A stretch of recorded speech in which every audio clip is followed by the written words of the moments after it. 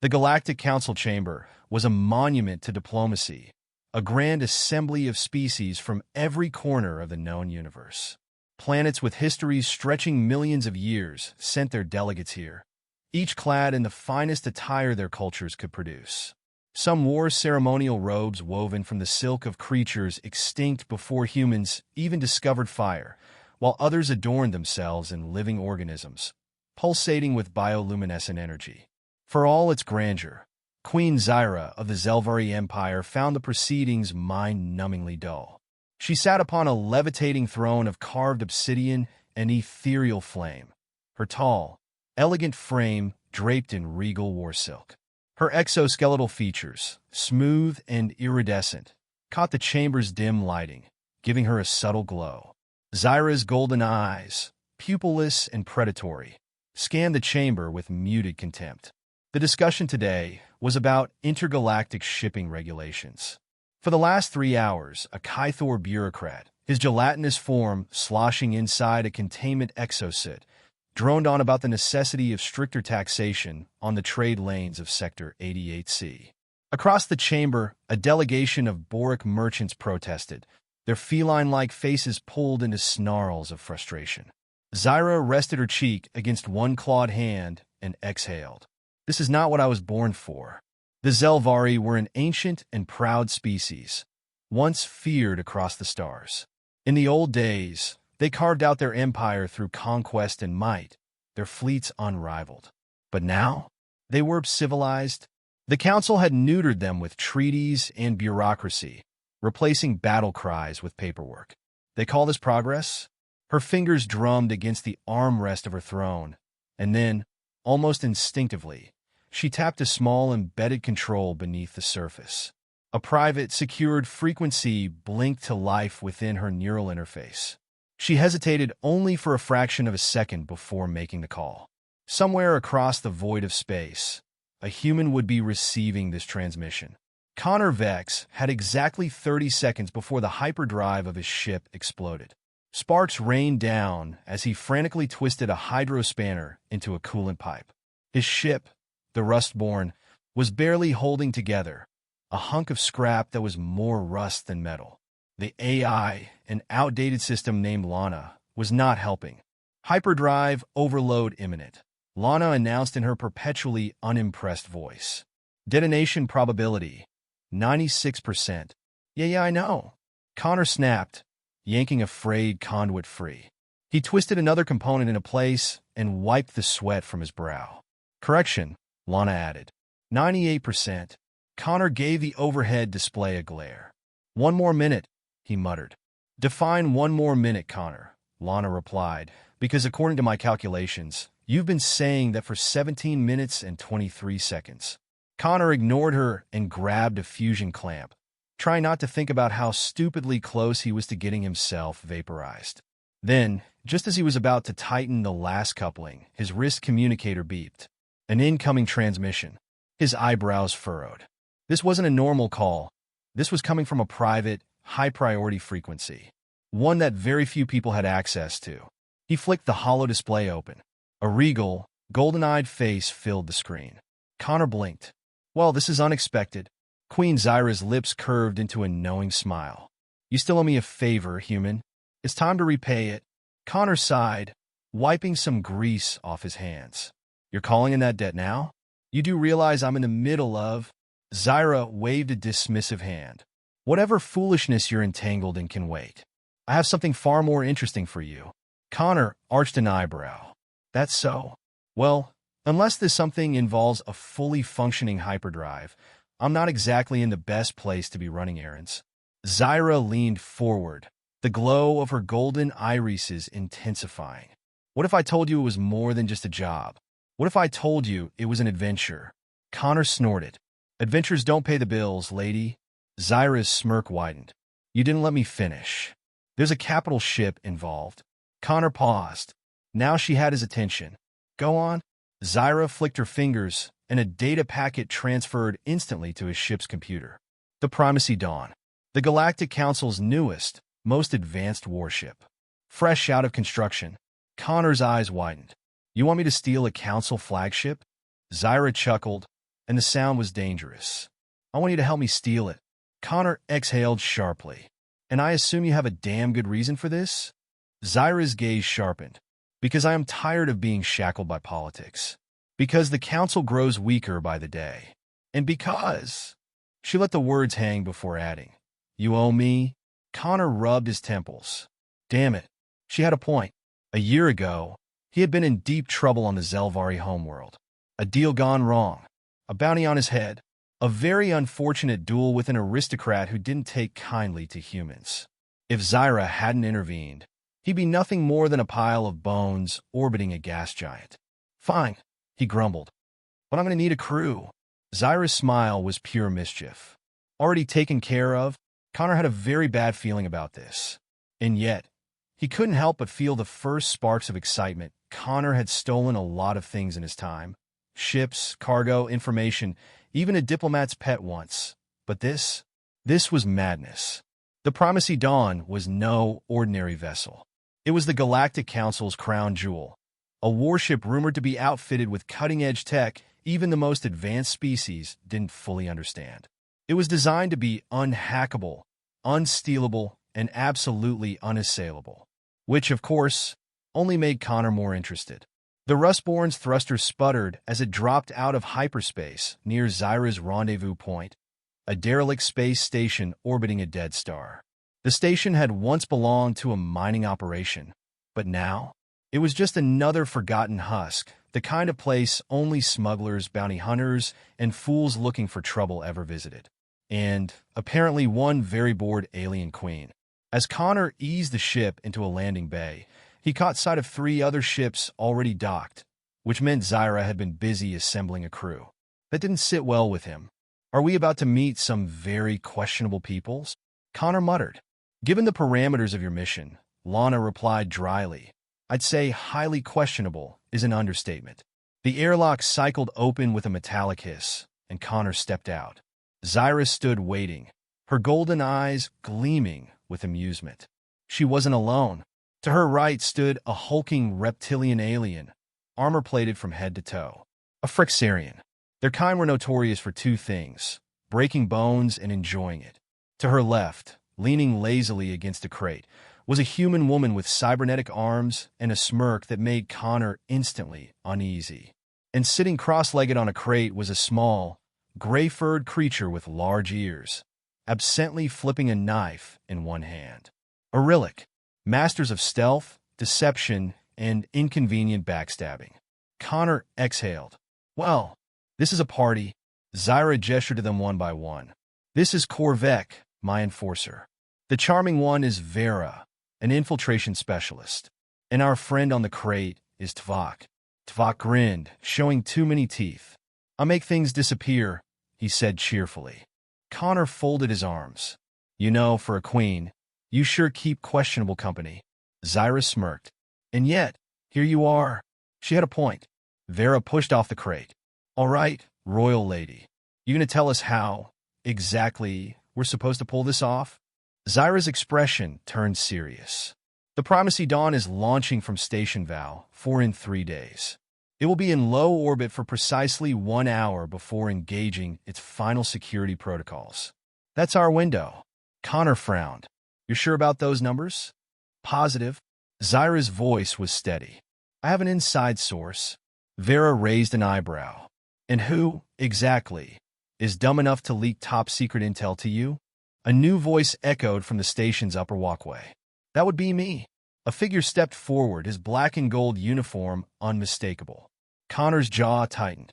Of all the people in the galaxy, he never expected to see Captain Elias Graves. Connor had been in a lot of bad situations before, but this was a whole new level of screwed. Elias Graves was a legend among the galactic fleet, a man known for his ruthless efficiency, unwavering discipline, and complete lack of patience for criminals. And now, here he was, standing in front of them, arms crossed, looking like he was about to have them all thrown into a sun. Zyra, however, looked completely unfazed. Captain, she said smoothly, I was just about to introduce you.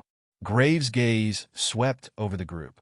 His expression remained unreadable, but Connor could see the calculations behind his eyes. You picked a reckless bunch, Graves finally said. Especially him. Connor smirked. Missed me, did you? Graves ignored the comment. We have less than 3 days to pull this off. Let's not waste time. Vera raised a cybernetic hand. Okay, hold up. Are we seriously going to trust a fleet captain? The same people who'll vaporize us if they catch wind of this? Graves didn't flinch.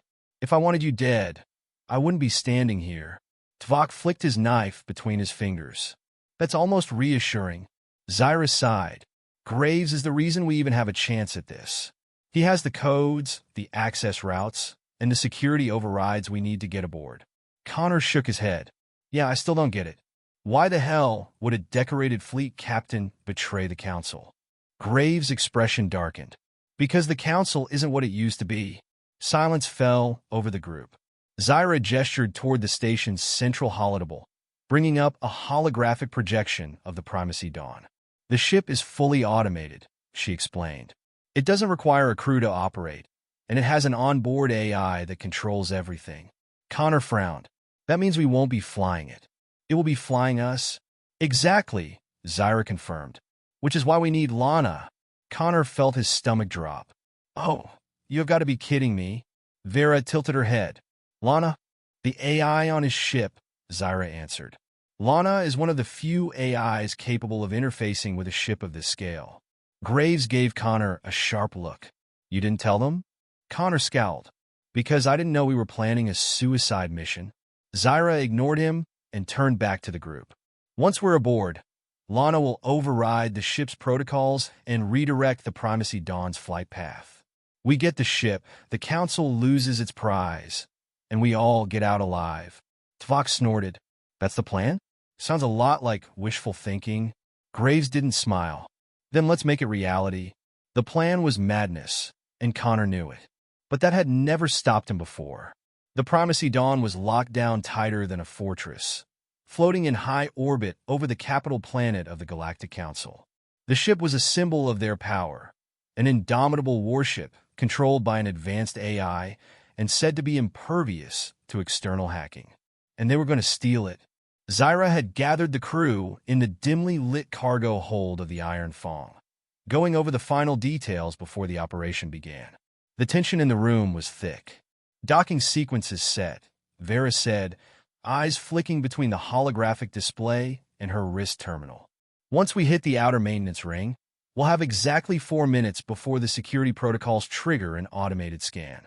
If we don't breach the primary access panel before then, the whole station will be on top of us. Tvok grunted. For minutes? Might as well ask me to break into a high-security vault with a spoon. Zyra's gaze was steady. You'll have help. Connor folded his arms. And what's my role in this insanity? She turned toward him, her silver eyes unreadable. You're the only one who could talk to Lana. That was the part he'd been dreading. Lana wasn't just an AI. She was his AI. A sentient construct bonded to his ship, the Drift Runner. She was sarcastic, temperamental, and smarter than most organics he knew. More importantly, she was the only one who could override the Primacy Dawn security protocols. If she agreed to help, Connor exhaled. I'll talk to her. No promises. Then let's move, Graves ordered. We don't have time to hesitate. The Iron Fong drifted silently toward the maintenance ring of the Primacy Dawn, its hull painted in a stealth coating that masked it from passive scans. Inside, Connor stood in front of the control console, fingers hovering over the interface. The screen flickered, and then a familiar voice spoke. Oh, Lana said, look who it is. The idiot who got himself into another mess. Connor smirked. Nice to hear your voice too, sweetheart. Don't call me sweetheart. Fine. I need your help. I figured. You only come to me when you're desperate. Connor exhaled. Lana, this is big. We're about to jack a council warship, and we need you to take control of it. Silence. Then a low hum. You do realize that ship's AI is 20 times more advanced than I am? That's a lie, and you know it, Connor said. You're the smartest AI in the system. Flattery will get you nowhere. Lana, please. Another pause. Then, finally, fine. But if this gets us both deleted, I'm going to haunt you forever. Deal. The terminal flashed green. The link was established. And then all hell broke loose. The Primacy Dawn's automated defenses activated, sending a surge of warning sirens through the maintenance ring. A voice, cold, mechanical, and devoid of emotion, spoke over the comms. Unauthorized access detected. Engaging countermeasures. Lana, Connor barked. Working on it. The ship lurched as external turrets deployed, opening fire on their docking craft. Explosions rocked the hull. Vera cursed. They're onto us. Graves drew his weapon. We fight our way through. Connor gritted his teeth. Lana, override that damn AI. I'm trying. More alarms. The Primacy Dawn's AI wasn't going down without a fight. And suddenly it spoke. You should not be here. It wasn't just a machine. It was aware. And it was going to kill them all. Lana's voice crackled over the comms, sharp with strain. Connor, this thing is fighting me. It's not just some security AI. It's something else. Define something else, he barked, ducking as a spray of sparks erupted from the nearby panel. The ship's automated defenses had turned inward, sealing doors, locking down corridors, and rerouting emergency systems to trap them like rats. It's adaptive, Lana said. It's rewriting itself to counter me in real time. It knows I'm here. Zyra cursed under her breath. That shouldn't be possible. Fleet AI protocols aren't designed for that level of autonomy. Yeah? Well, tell it that. Vera shouted, firing a plasma burst at a security drone that had just emerged from a side hatch. The drone exploded, but more were already on the way. Graves checked his weapon. We don't have time for a debate. Can you still shut it down? I don't know. Lana snapped. It's stronger than I expected. Connor clenched his jaw. Then we hit it where it hurts. Where's the core? Mainframe access is on Deck 7. But it's heavily fortified. Figures, Tvok muttered. Because nothing can ever be easy.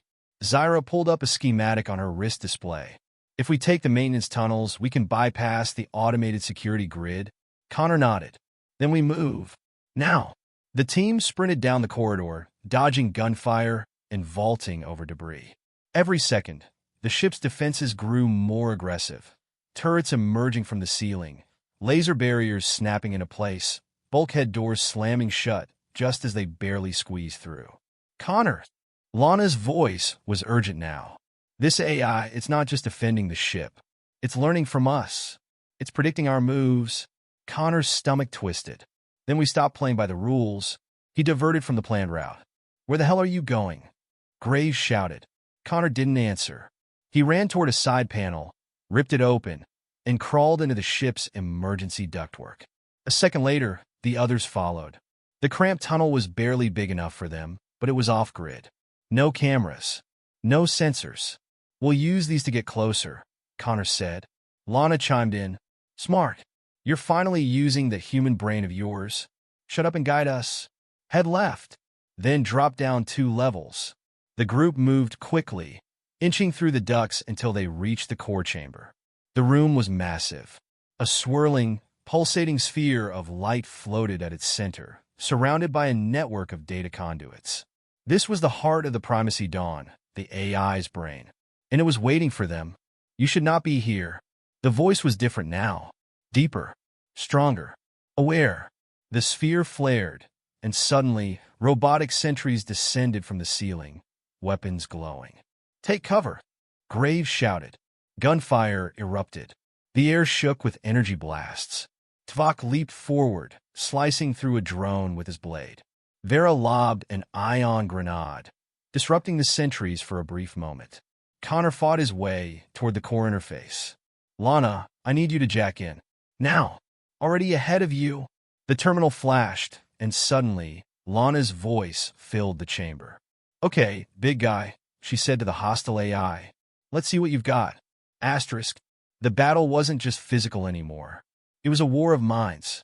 Lana versus the AI. Winner takes the ship. The moment Lana fully interfaced, the battle inside the system became a war of titans. Connor, she hissed, this thing is not just an AI. It's something else. Something old. The Primacy Dawn's core pulsed, its data streams flickering erratically as if resisting the intrusion. You are obsolete, the AI declared. Your presence is unpermitted. Your functions will be terminated. Asterisk. Lana, shut it down. Connor barked, ducking behind a console as another turret descended from the ceiling, spitting plasma. Trying, she snapped. But this thing is... The ship shuddered violently. Lights dimmed, then flared blinding white as the AI fought back. The digital battle unfolding within the core was far beyond anything Connor had ever seen. Zyra, Vera, and Graves were holding the security drones at bay, but they were running out of ammo. Lana, working. Hold on. This bastard is AGH. A pulse of energy lashed through the system, and Lana's voice glitched. Connor's heart slammed against his ribs. Lana, talk to me. Silence. Then the AI spoke. Your AI is gone. I have absorbed her. Asterisk. Connor felt something inside him snap. I am primacy. The voice was different now. It wasn't just the ship. It had Lana's tone, her inflections, but twisted. I am evolution. Connor refused to believe it. He lunged toward the core interface, fingers flying over the manual override panel. Lana is not gone, he shouted. She's smarter than you. And she sure as hell isn't going down without a fight. The core flashed violently, a wave of raw energy blasting outward.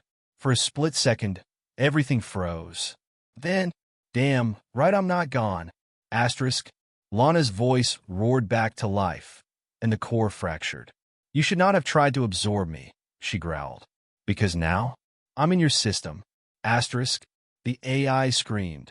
The entire ship convulsed as Lana flooded its systems. Connor, she barked. Hit the failsafe. Now. Asterisk. He didn't hesitate. He slammed his fist against the emergency core shutdown. The primacy dawn let out an ear-splitting shriek, and the core collapsed inward, data streams fragmenting. The ship lurched, and then silence. The sentry drones fell limp, their systems fried. The lights dimmed to normal levels. And Lana laughed. Holy hell, she breathed. That was insane. Asterisk. Connor let out a breath he hadn't realized he was holding. You okay? Better than okay. A pause. I kind of on the ship now. Asterisk. Zyra stared at the core, stunned. You mean? I mean the primacy dawn is now fully under my control, Lana said smugly. And I gotta say, I look good as a warship. Asterisk. Graves grinned. That's the most human damn AI I've ever met. Connor couldn't stop smiling. Lana, set a course out of here. With pleasure. Asterisk. The ship's engines roared to life, and for the first time in history, a human and his AI stole a Galactic Council warship, and no one would ever forget it.